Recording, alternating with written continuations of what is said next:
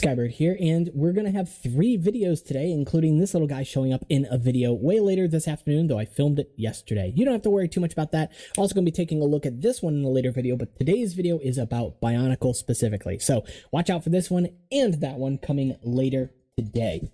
With all that being said, Bionicle video, and this one's actually a pretty exciting one because this is about you specifically. With the Bara Magna expansion project, someone had recommended to me, why not open a fan-in contest? And I don't know why I didn't think about that myself. Now, here's the thing.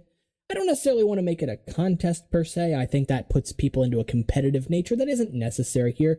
Maybe there will be prizes, maybe there won't be. And I don't have a strict deadline on it. But what exactly is it? Well, long story short, the Bara Magna expansion project itself, for what you need to know, basically takes place after the events of 2010, after the defeat of Makuta, after the reformation of the planets back into one. But from what I am focusing on, from my perspective personally, I'm focused mostly on the story of the Glatorian and the Agori and this new world they find themselves in, along with the resources that come with it.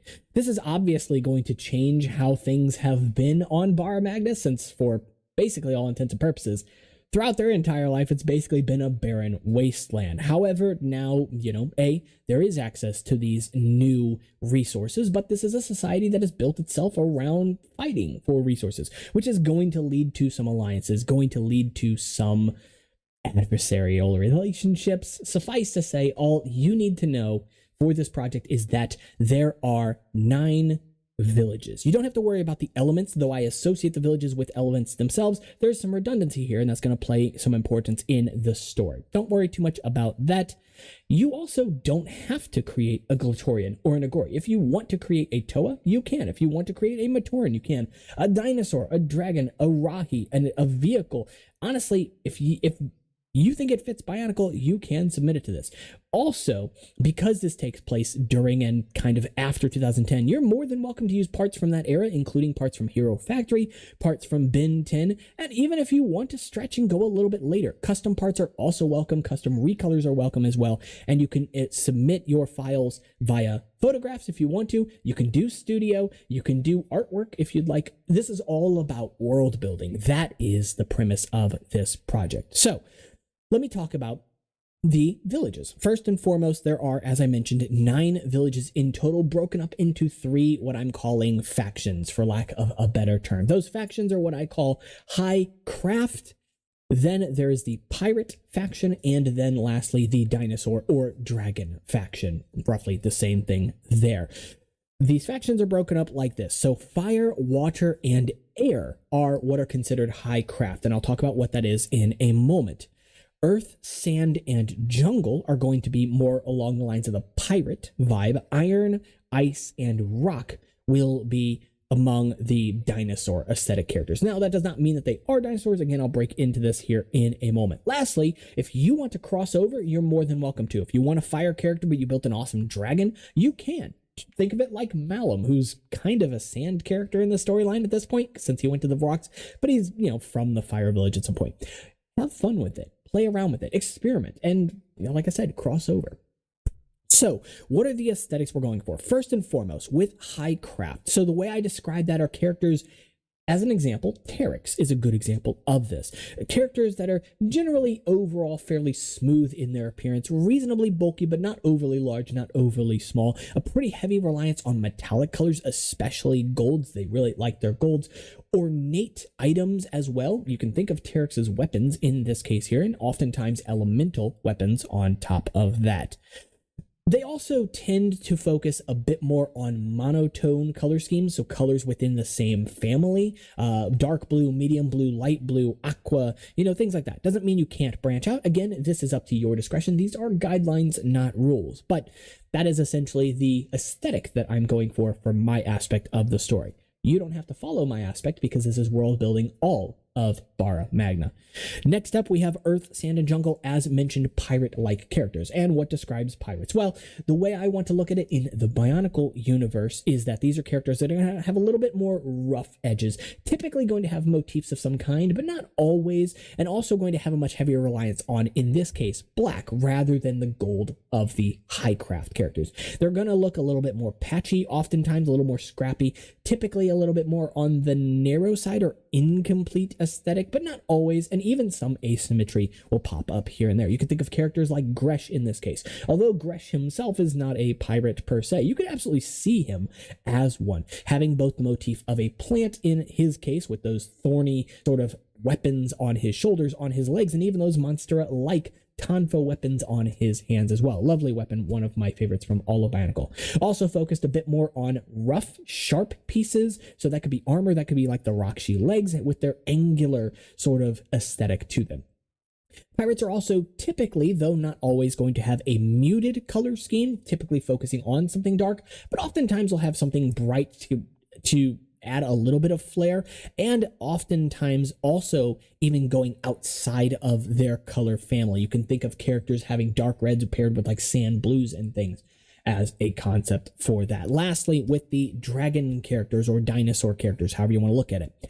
This is, again, sort of a motif thing. However, in this case, it's going to focus mostly on a reptilian look of some kind, or again, a dragon look. So where the pirates might have motifs focused on, say, animals from the jungle, or plants like this one, or even ocean-type creatures, sea life itself, these characters are going to be a lot more like Izrakoth up there on the top shelf, that yellow dragon-like character.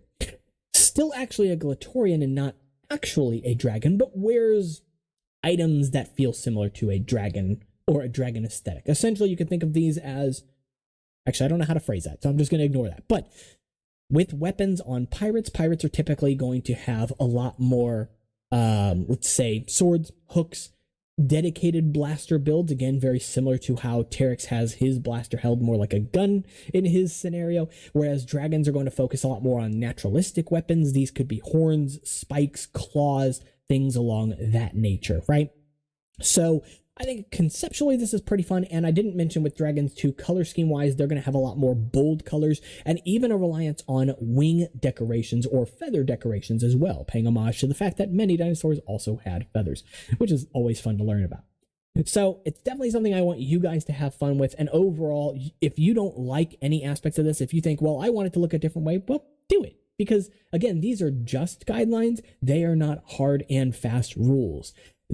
I want this to be a world that I am not the sole person building, but I want you guys to be able to build into this world as well, so you can connect to it instead of being like, oh, this is a cool project from this Skybird guy, feeling like you actually had something to do with it as well.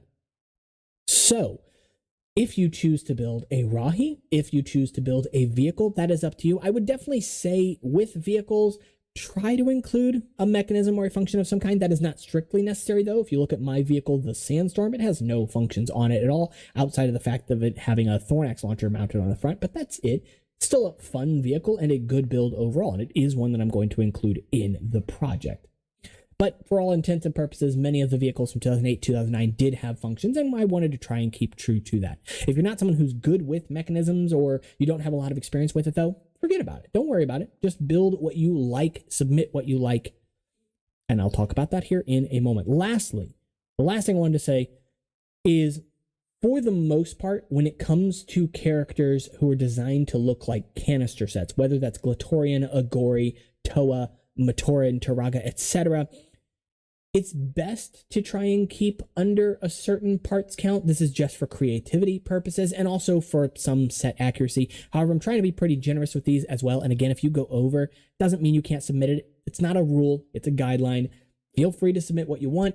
But for Glatorian specifically, I've come up with the part count of 85 to 90, or sorry, 80 to 90-ish pieces. But even if you go above that and you feel like you have a really good submission, go ahead and submit it, you know?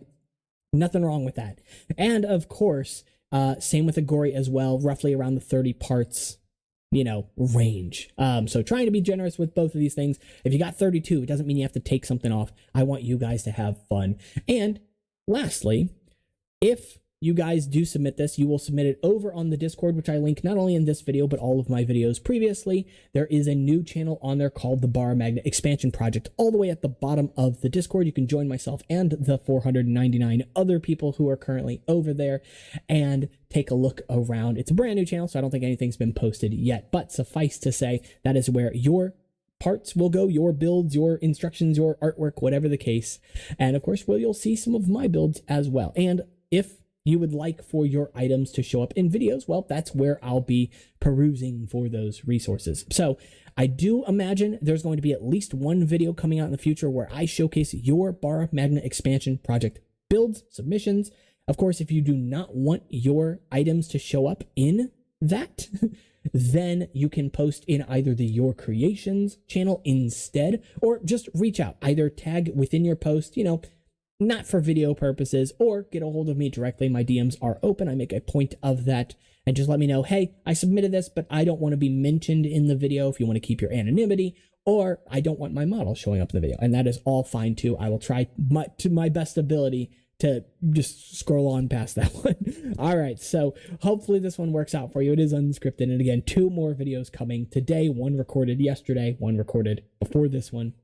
With all that being said, though, I hope you guys are having a lovely day. And if you enjoyed this video, let me know in the comments below your thoughts on the bar magnet expansion project and what you would like to see or what you plan on building. Of course, we can always focus on the monster. Instead, we can chat about that in the comments, or you can check out the Discord, Instagram, or Patreon if you want to support the channel, get some perks, or see other people's submissions in the Discord.